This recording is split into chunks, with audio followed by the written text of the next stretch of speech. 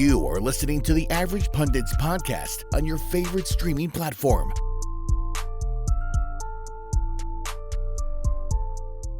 Hiya guys, and welcome back to the Average Pundits podcast, your home of all things Premier League. And today we are basically giving our initial responses to the scenes at Old Trafford over the weekend. Again, we always say, if we try to keep updated with the most breaking football news. And if you were somehow living under a rock, United versus Liverpool, the Red Derby was called off due to large amounts of protests outside Old Trafford and the Lowry Hotel. But as always, before we get into this, guys, I am joined by my co-host Reese. How you doing, Reese? Yeah, good. It was quite shocking to see all this kind of play out and how it did. All the fans storming the stadium, seeing poorly recreated overhead kicks from the fans for a little bit. But yeah, I think that whatever this has brought, the game got called off. It's for a bigger picture. It's for a bigger cause. Get the Glazers out, and yeah, I'm not a United fan. I'm a Liverpool fan, and as much as I'd love to see United, suffer for the next couple of years, I just think they're a bunch of scumbags.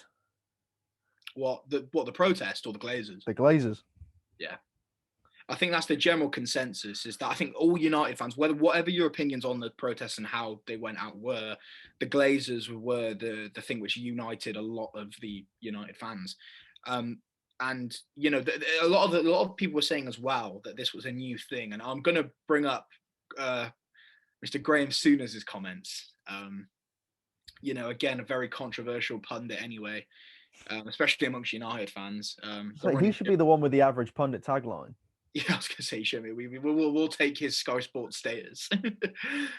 But, he's come out and said basically that his opinion on why the protests were happening was because United weren't on top anymore and they weren't winning as much. Now, that to me shows a massive lack of understanding and appreciation to what's happening at the club. And it's not just United. I mean, United is where the protests were being held, but his club, being Liverpool in the Premier League, obviously one of the clubs he was most famous for representing, have got a very similar situation going on at their club, and they were just as influential in this Super League. And obviously the owners of Liverpool, again, Liverpool fans have been absolutely disgusted at their behaviour. So I think for him to come out and say that personally, I think was disgusting, regardless of how the protest turned out, because obviously, there were certain things which obviously nobody can possibly condone with the way they panned out. But, your early thoughts, Reese. I mean, some of the sites we saw, obviously, if you're a follower of us on Twitter and Instagram, we were taking part in the social media boycott in order to try and highlight racial abuse being taken place over social media and the fact that, there isn't nowhere near enough anything to be done about it. So we were both very strong advocates of that, but we were still obviously monitoring social media content. We were just, standing in solidarity with everyone in terms of the boycott. But from what you saw at Old Trafford, the people on the pitch, the people storming in and stuff like that, what were your initial thoughts? Well, first of all, it was kind of shocked because I pretty much wanted to stay off social media for as long as I could at that point. And I go to look at Twitter. I'm like, what's going on here? And I see loads of videos go out of, I think it was Jamie Jackson was retweeting a bunch of stuff, former guest on the podcast. And I think of all people, Stan Collymore as well, retweeting things and just tweeting out things that from inside the ground. I was like, what's going on? So I looked on BBC News and everything like that. I was like, wow, this is incredible. I mean, I don't agree with the damaging of property and all that sort of stuff. I don't condone that sort of the aspect of a protest, but I agree with the protest. If you want something done, you have it done. And going back to the point of Graham Souness, okay, what an idiot. Does he not realise that these fans, all United fans, right, have been protesting since 2005 when the takeover was going through? I think they took over May 2005. I think that was the year that Chelsea won the Premier League. Obviously, no one really listened to this takeover happening. No one listened to the United fans that were complaining, because of the dominance of United in that period of time. They had Alex Ferguson as a manager, countless world class players. You're not going to listen to the fans who are on top complaining about new ownership, are you? And it's showing now the after effects of Alex Ferguson coming in and how badly it's been treated. I mean, Joe, as a United fan, I doubt you've ever really been a fan of these guys, have you? I mean, it's the exact kind of same thing as what everyone's been saying, really. I'm all for, for there are foreign fans, there are foreign investors. United and Liverpool are two of the biggest clubs on the planet. We have fans all over the world. And it's only natural that, foreign investors are going to take interest in the Premier League as being as profitable as it is. And clubs like United and Liverpool of their stature, they're going to want to invest in these clubs. That's a fact. And no one's disputing that. And everyone's like, yeah, that's fine. But if you're going to come over and take control of a club, you need to first understand the history. You need to understand where the fans are coming from, where the players are coming from, what it means to wear that club's badge. Because people go out and wear the badges of United, of Liverpool, other clubs, Real Madrid, Barcelona, these huge mega clubs as a badge of honor. I'm representing the gold standard, the pinnacle of football. I need to go out there and give my all to it. And players still hold those values. The ultimate goal is to get to these clubs. And when you're in charge of those clubs, you need to know what you're representing, because obviously they're billionaire clubs, and United and Liverpool, they have it certainly a lot better than a lot of lower league clubs. There's clubs that have been, especially during the pandemic, there's been non-league clubs and clubs, down the ranks, League Two, League One, which have been on the brink of disaster. And I think it's important to remember that, the big clubs definitely have it better than some of the smaller clubs, but it's not that's not the point that people are arguing. The point of arguing is that these guys who have come in, the Glazers family, they have been hemorrhaging money from the club, hemorrhaging money. United are heavily in debt. We've been heavily in debt for a long period of time now, and it's impacting an awful lot. There's heavy criticism. They're not investing their own money. They're taking money from different areas and stuff, and borrowing money, which is why we're so heavily out of it. And I think there are investors which would be better suited. I mean, the most recent one in a global thing that we're thinking about at the moment, over at Arsenal, the protest to get Kroenke out, they have been, again, absolutely huge, because he's been, again, a very hated figure. But the guy touted to potentially take over at Arsenal is Daniel Ek, the CEO of Spotify. And he gave a very interesting interview on, I think it was on CBS, on their stock channel in America, and he's there talking, saying, I've been a fan of the club, I know the club. And that's what the Arsenal fans want to hear. They're thinking, okay, you may be an American investor, but if you like football, you honestly, it's, if, I don't know, someone like Richard Branson started claiming to be a fan of, I don't know, Southampton. I'm trying to think that yeah. I'm trying to think of a different sport. If he was a fan of the LA Lakers and took over the Lakers, you'd want him to be a fan. The Lakers fans would be like, okay, so you understand the concept of basketball, you understand the rules, you understand the club's values, the fans, the fan base. And if he just started going there and not respecting any of that, fans of that club are going to be in uproar. Fans of that team are going to be in uproar. It would happen anywhere on the planet. I mean, we've been covering the Super League, since it was first announced. And, as a Liverpool fan, the two of us have got the unfortunate burden of being the two fans of the clubs who are at the forefront of this. So, I mean, just as well as any what it's like to have Bond villain owners, don't you? Yeah, of course. You lose all respect for them. I was behind, back when FSG took over. I was like, I don't think this is going to be very good for the club, and it was that instant turnaround of, oh dear, what have we got ourselves into? We started churning out awful results, and then we made some investments. They turned out okay. We came second in the league, and then we went back down again, and then we had players falling out. Management was dire. Got rid of Brendan Rodgers. Jurgen Klopp comes in. Everything goes okay, and then obviously we go and win the Champions League, win the Premier League. All these trophies come out, but that's not the point at this point. Yeah, you like to see your team winning trophies and playing good football, but there comes a time where it's more than just, it becomes more than that. Yeah, your team might be winning, but you might not be enjoying it because of how the club's being treated. You mentioned United are in debt. It's half a billion in debt, and that's less than Spurs, only because they've had a new stadium, and that's unreal. Like you can't, it shouldn't be that much in debt, especially like so. I've got a few stats to read off about these big old baldy Glazers. Um, so they've generated, 5.9 billion in revenue since taking over in 2005. That's a large number of profits, right? However, they've spent 400, or about, I'll round it up, 500 million on interests between 2010 and 2020. To compare that to the other Bond villain that we're just talking about, Liverpool and FSG, 29 million. It's absolutely terrible, the sort of statistics that I'm finding about these big baldy men that have got big bucks. There's a lot of bees in there. Beautiful blue. It's actually disheartening to hear that, mate. It is, and like I can see the disappointment on your face. It's terrible. Like, so most of the money generated by United at the moment, as you said, is paying off Glazer loans. They take money out and they just pay it back because they can't, all the money generated from shirt sales, ticket sales, live streams, TV revenue doesn't go into the club. It goes into loan sharks or something like that, or the mafia, or whoever's got their rods up the Glazers at this point. Like, these guys are just to quote, you're ruining it. You're just ruining it.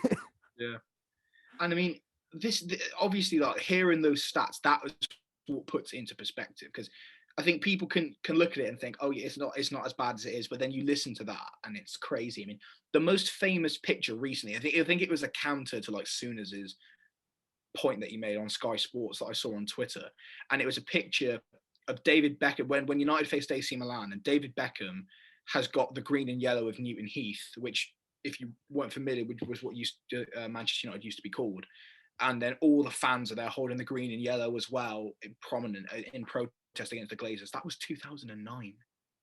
That was 2009. That was 12 years ago, and that is still prominent now. I mean, how on earth the movement has been going all of this time, and that sometimes, yeah, it does get a bit lessened, but 2009 is when it was like at its peak, and now it's peaked even more, to the point where a game which people look forward to every single calendar of Premier League calendar year, everyone looks forward to seeing United Liverpool.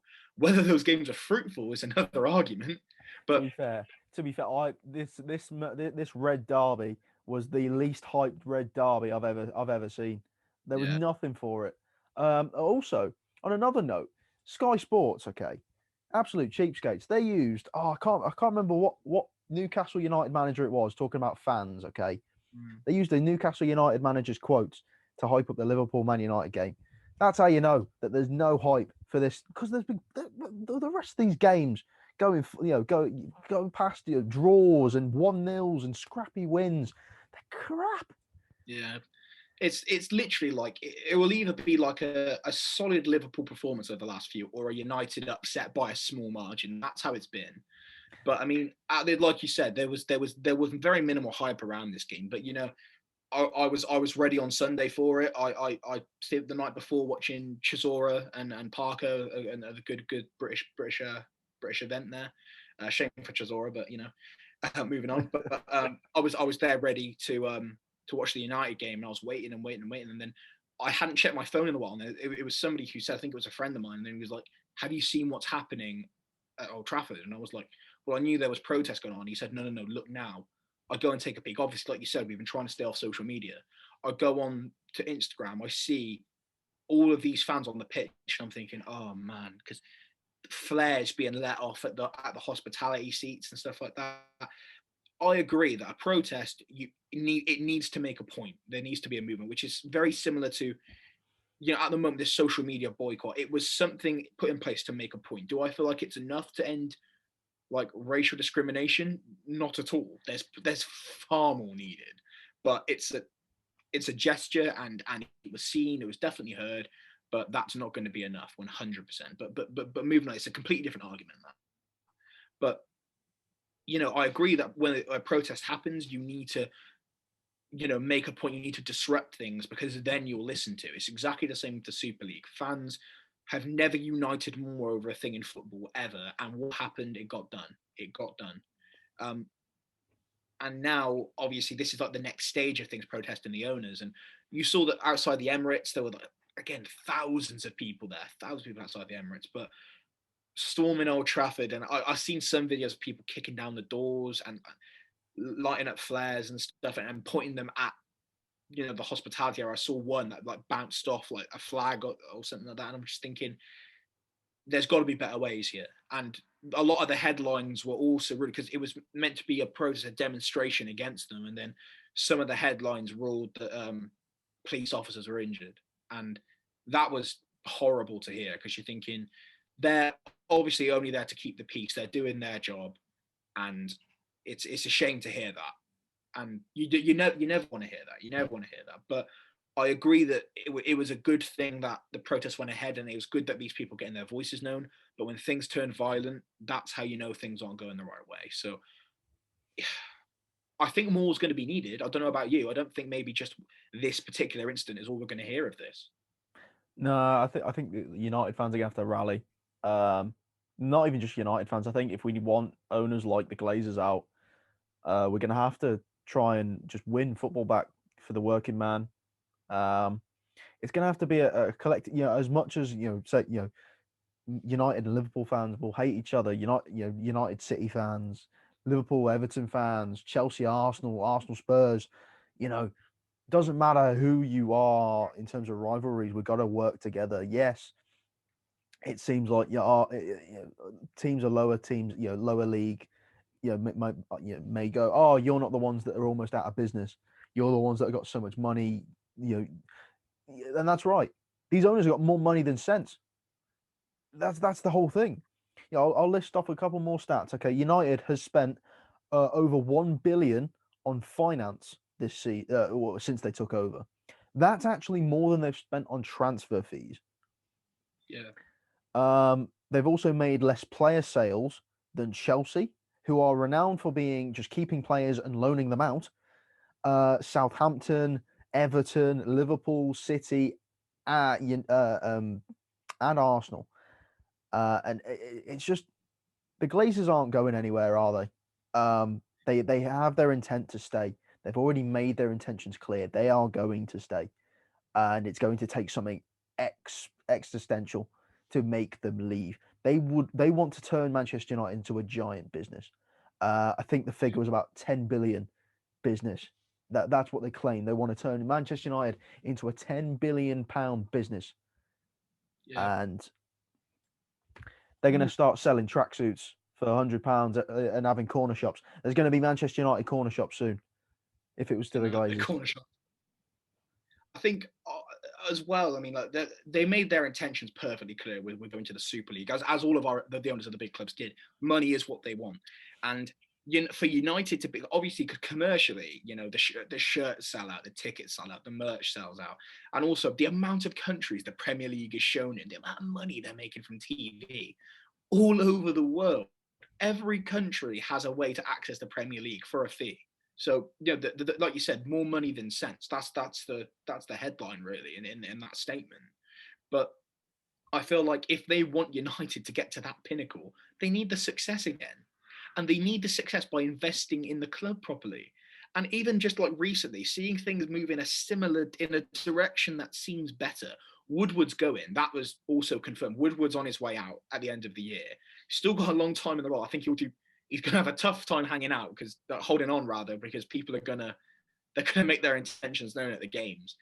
But they hired in a director of football and a sporting director, obviously. Darren Fletcher making a big appointment up to that kind of level. But whether we'll see some kind of prominence of that, we won't see that till next season. But ultimately, it's all well and good doing this, but it's the owners from the top down. They need a big money investment, a bid rather, from another investor to come in and take over the club. But like you said, the likeliness of that happening, because why would they sell? Because the amount of hatred they've been dealing with since, like you said, 2005, and they've been dealing with it now. What's going to stop them? Exactly. Like, the thing is, as long as they are paying off loans, they are not selling. As long as they have loans to pay, they will not be selling Manchester United.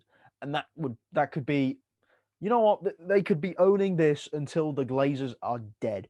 There is no way that they are selling it in the next coming years.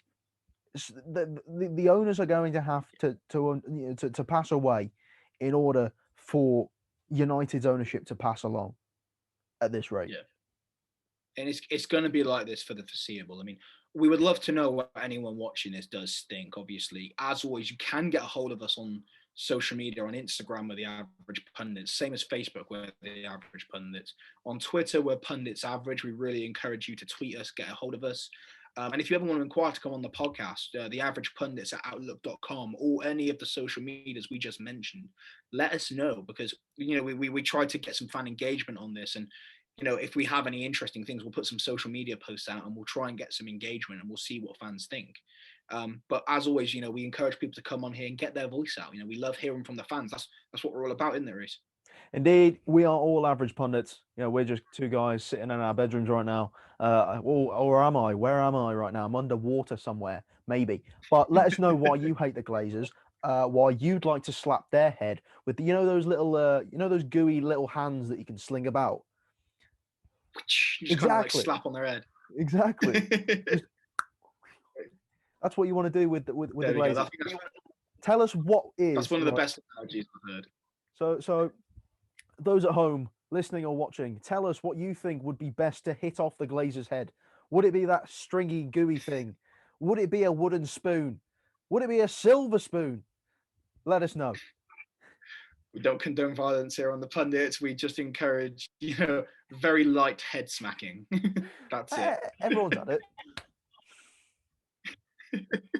As always, guys, thank you very much. If you're listening to this on Spotify and Apple Music as well, do give us a little follow, or wherever you get your podcast from, give us a follow on those platforms.